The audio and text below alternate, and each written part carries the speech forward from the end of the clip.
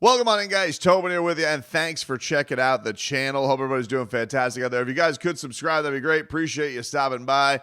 Miami Heat, they got some good bounces yesterday to put themselves in the best postseason scenario possible, pending, of course, tonight's big game against the Chicago Bulls. Chicago, they lost to the Cleveland Cavaliers yesterday, meaning if Miami wins out and can finish ahead of Chicago, and put themselves, that would put Chicago with 44 losses in the midst of that, and Miami would finish with 43 losses if they can win out. They have to finish ahead of Chicago. That would put them in a position to host the 9-10 game, which would then, of course, put them in a position to move on to the loser of the 7-8. Now, 7-8's not out of the realm of possibility.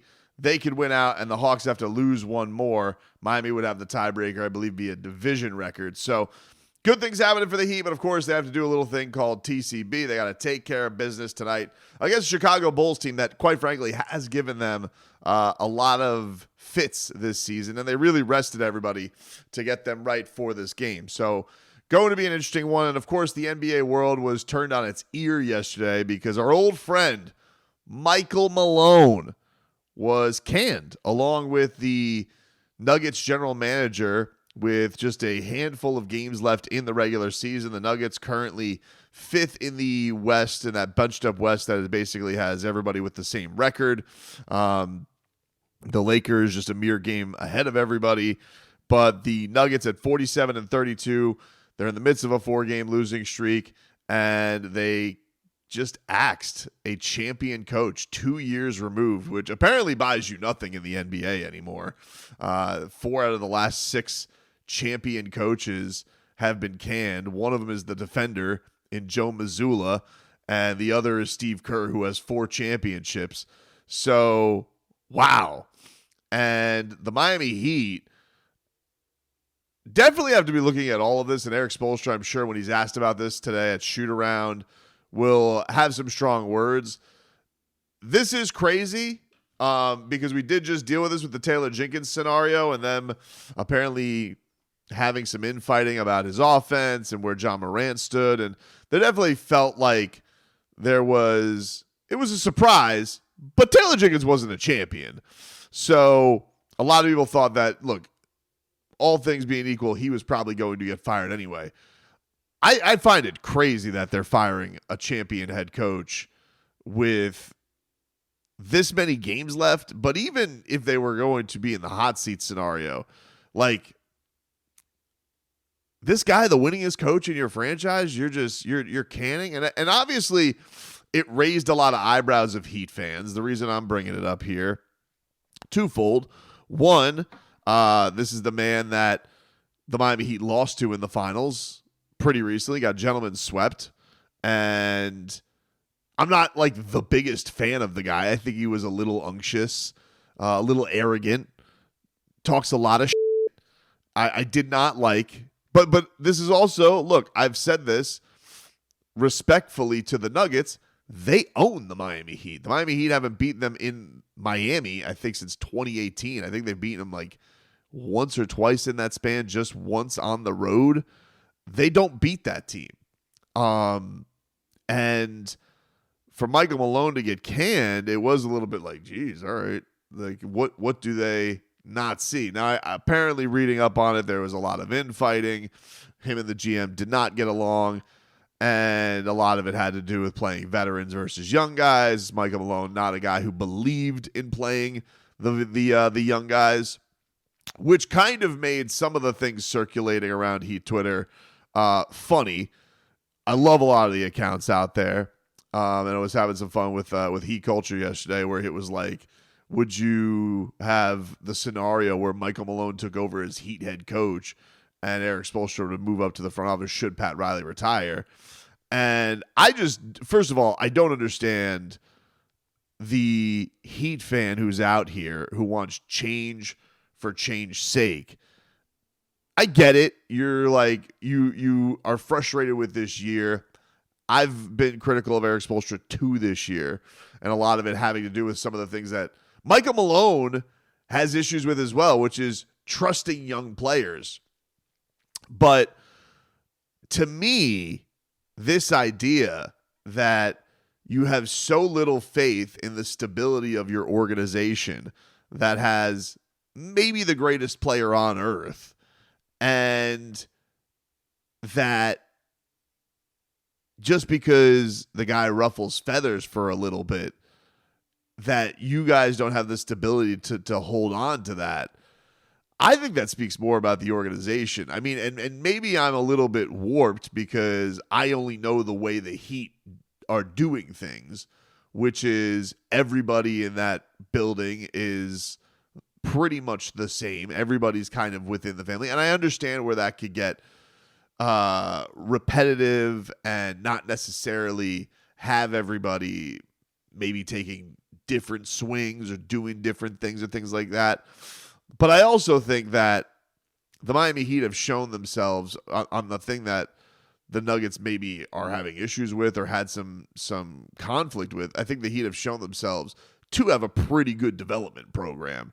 And so while you may not like the pace that Erik Spoelstra plays young guys at, they do have a pretty tried and true method with a lot of their young players to bring them along. And I think having that through line from Sioux Falls, having guys on his staff like Dan Bisacchio or Eric Glass or whoever is coaching the Skyforce at that time, and bringing that through with all of those summer league guys, and then that leading into another year or whatever they have in their program, I think that there's a big benefit to that. Now, I don't understand why the head coach is going by the wayside, but it is interesting that, you know, I felt like a couple of years ago, we were right when Spo got his extension. I guess this was actually just last year. It felt like a lot of the big name coaches were getting extensions. Monty Williams got that big deal from Detroit. He gets canned, but then that kind of set the market for everybody where Popovich, Kerr, Spo are all getting these big time deals and announced deals. The Heat used to never announce these deals. And it was interesting that they made a point to have that out there about how much Erik Spoelstra, how many years he was getting, how much he was going to get paid. There's no way Erik Spoelstra would want that out there. But you almost wonder how many organizations now look at somebody like Joe Mazzulla. No disrespect. He's a champion now. And I do think that Joe Mazzulla, weird quirks and answers aside, has been able to take maybe some of the embarrassments that happened in the year where he kind of got thrown into the deep end with the Ime Udoka scandal and was able to rise up. Now, could anybody have taken that team? I understand it. Everybody's like, hey, could anybody have taken that Celtics team and done that? Any decent coach? Yeah, maybe. But you have to wonder if teams looked at that and were like, well, who needs a high-priced head coach and value at that anyway? But is that the right way to go about it? Is that the right way to look at it, to not have investment into the people running your organization? And so I bring this back to the Miami Heat standpoint, is that, you know, for the Heat fan that wants to move on from Erik Spoelstra or think that Erik Spoelstra is getting burned out by something, I think you're crazy from the standpoint of I don't think Erik Spoelstra is getting burned out. I do think that he is a maniac when it comes to being a head coach. I think that you just continue to get evidence of that every single year with the way that he answers questions, the way that he gets in the foxhole. The one thing that I say that he will do that Malone doesn't is Malone will call his guys out publicly. There's a pretty famous, infamous clip now that's going around talking about how nobody on the team was watching film. And Erik won't do that publicly. You know, even through the Jimmy thing, he and this was one of the things that I kind of got annoyed with Spo, is that like he never made it seem like anything was happening. Whatever was being put out, that was all happening in-house. And I think probably one of the things that, you know, lost Jimmy to Spo was the fact that Jimmy was kind of calling him out in his role in the offense. And I think that Spo internally was probably like, that, dude, you're going to call me out for that? Now I'm not mentioning your name until this whole thing is over. We're moving on.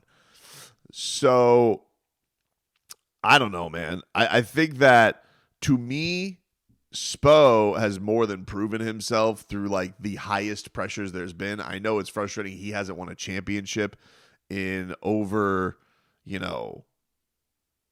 10 years. But here's the thing, though.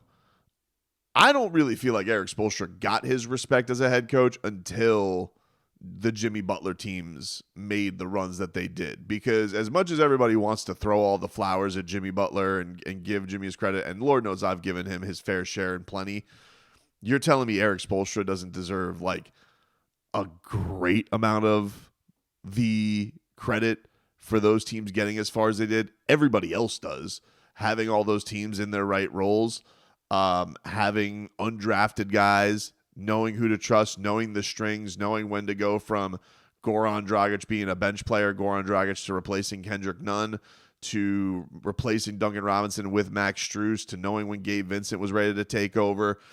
All of these, to Caleb Martin, playing where he was playing. You're telling me the head coach just like forgets to coach like that, and this wasn't like an atomic bomb dropped on the Miami Heat? I don't really get the idea of wanting to bring in an outsider. Now, if Erik Spoelstra is burned out from coaching just because he's been doing it for 17 years and he wants to pass the reins over to a protege like Chris Quinn, while I get the arguments of people saying, well, this is a Heat defense, or this is a Heat offense that's been very, very underwhelming for many years. Yeah, but like, who are the elite offensive talents that Miami has had that would lead you to believe they would have a good offense and humming like that?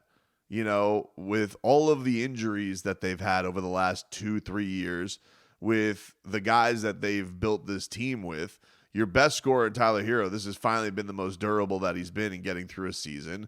We all know that, they rely upon Bam to do a little bit of everything and still ask him to give you, anywhere from 18 to 20 points a game on top of being the best defender on the planet. And that infusion of extra offensive talent hasn't necessarily been there for this team. So while I get it, you probably as a fan look around the league and be like, well, everybody else is holding their coach accountable and not up to a standard. Why don't the Miami Heat? Why is Erik Spoelstra above that?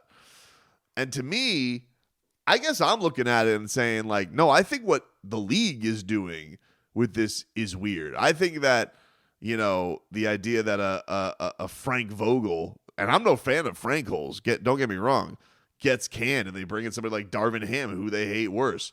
Same thing goes for Mike Budenholzer, who they fire.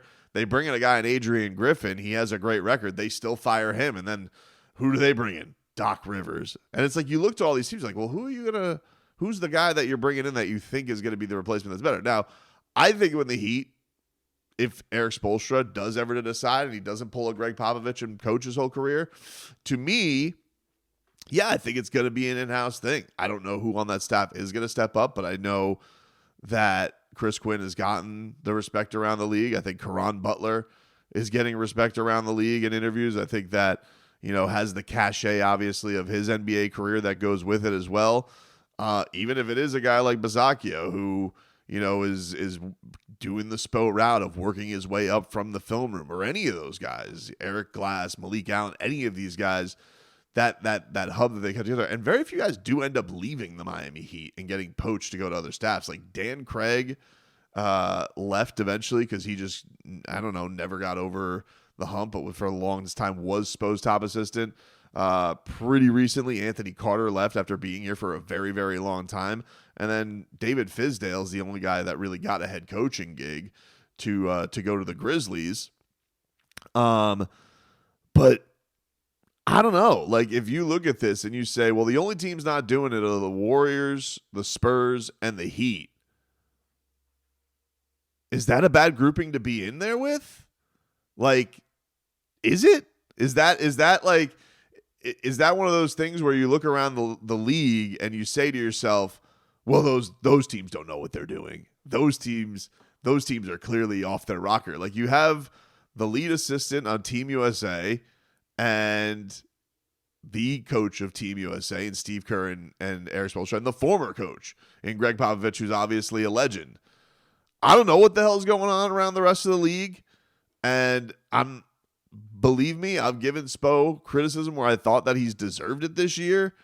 But I don't think that just because all these teams are firing their coaches last minute. Now, Will there ever be a year where if Erik Spoelstra just looks completely lost, does he get a lifetime contract? And nobody gets that, but he's probably as close as it gets with this team, with how much they believed in him and how long he's been with the organization. It would have to take something pretty catastrophic for the Miami Heat to move in another direction for that. But this is one of those situations where I look around the league and I think they're the weird ones. I don't think the Miami Heat are in this case.